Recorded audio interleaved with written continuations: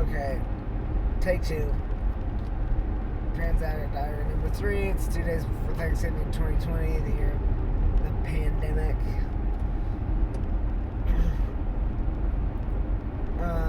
Okay, so I think I'm going to start with the addict part. I'm like 5 minutes from home. We'll try to make it longer. I toyed, I've already said this. I toyed around with drugs when I was a kid, whatever. Kid, meaning in my late teens. I got married, I don't know if it was young, it was like 23 or something. It was 2002. All the way to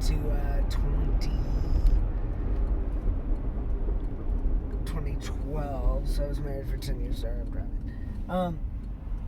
So I was married for 10 years, and I only came out as trans at the very end of that. Marriage was dissolved for whatever reason. We never fought. We didn't get in an argument. There's no big fight. She just said, I'm leaving. I was like, okay. We were kind of just anyway, so I toyed around with drugs in my teens. Hippie friends, pot, a little bit of maybe LSD, I'm not really sure. They did weird kid stuff like robo-tripping, drinking a bottle of Robitussin or whatever. I didn't really drink at all. But in college, I did, well, there's one night with acid, but it wasn't that. Anyway, so I did crack a few times. I really liked it. And I didn't know what I was smoking. They just passed it to me or whatever. I can't even remember the situation. I just remember there was a girl we actually toyed around the idea of working for 911 and making a lot of money and smoking crack together, basically. But like I said, I don't even think I had a term for it back then. I didn't know what I was smoking. So anyway, it wasn't a gateway drug or anything. It just like happened, and I'm the yes guy. It's really hard for me to say no. My parents didn't say no to me. That's another show. Okay. So I did it a few times. I jokingly told my future wife that I would,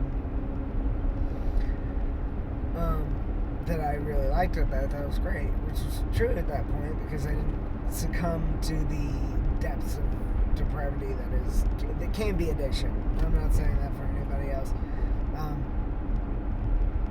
So I told her I wouldn't do it. I didn't do it for a decade. A friend who shall not be named brought it back into my life. I was out hanging out with my buddies, and they passed it to me. And of course, I liked it. It wasn't like an instant, I need this. That was so gradual, I barely even remember it. So I started doing that in 2011, maybe. It was about the same time as my transition, actually, which was kind of, I don't know if that's random or if it, was the end of a relationship. Plus, I was becoming trans and an addict at the same time, virtually, because it was about 2011. And so I did it. It wasn't an instant. I have to have this every second of every day because I'm quite obsessive about things. And I was very obsessive about drugs. I mean, it can be obsessive about work too. Every day on time, good to go. Working 6:30 to 9 o'clock for a year while I was with my wife. Anyway, so it gradually snuck up on me. My wife moved out in 2012. I transitioned 2011-ish. Better launch the road.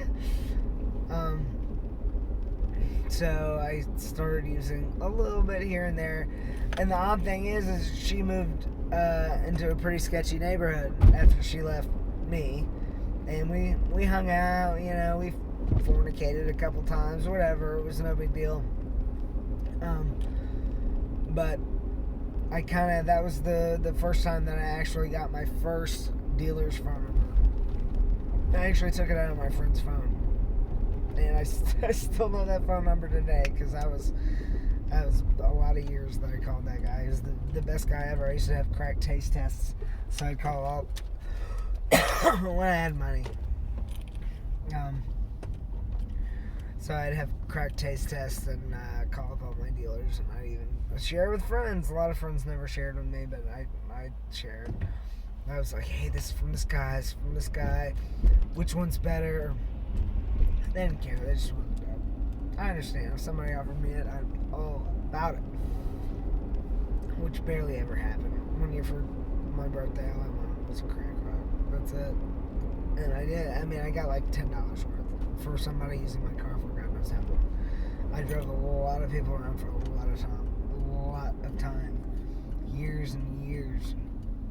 That was my main deal. Because my parents helped me take care of my car or whatever for a really long time, and none of the people I knew from jail, starting in December 2014, I didn't have a car or whatever. I didn't have parents that would take care of their car. But I started trading my car out for crack. First it was a couple hours, a couple rocks, and then I got more hours for less drugs,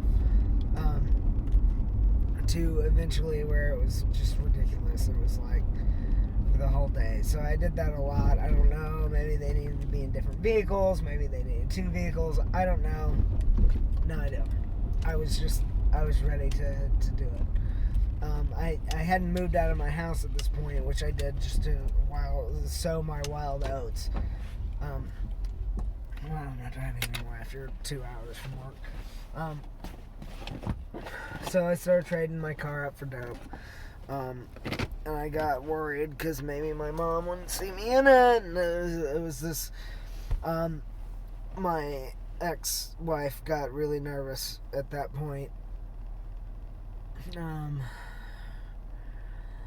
Like I said, I wasn't really into it. I got my first my first phone number. The person that was across the street from her was really into the powder stuff, but the guy that had it would only give her the rock, which I know I made it. He made it out of the cocaine, which is basically just I don't know. I've just seen it done once. You just do cocaine and baking soda or whatever. So we know we had the powder, but the powder's more. You make the rock out of less powder than it would cost. It's just a business decision anyway. So she would do that with me occasionally, and we'd spend all night, and we'd smoke dope. I'd like hang out with my ex, and then we'd go and we'd smoke, and she didn't like it that much, but she'd still be, you get a little taste of it, and then you want it, and then you want it. It's the only thing that ever made me want to rob my mother. That's what I used to say. Which that's a whole other issue that I don't know if I've dealt with yet. But, well, I'm back in the house now, so that's my basic start of my addiction story and how I started getting back on crack. It was my wife left, and then I didn't have any what I call as adult supervision, which is kind of funny anyway. She was 10 years older. All my exes have been 10 years older until my recent, which is 23, which is weird. Anyway, she loves me for who I am. So that's the beginning of the addiction story, and I will finish that next time because I'm already home.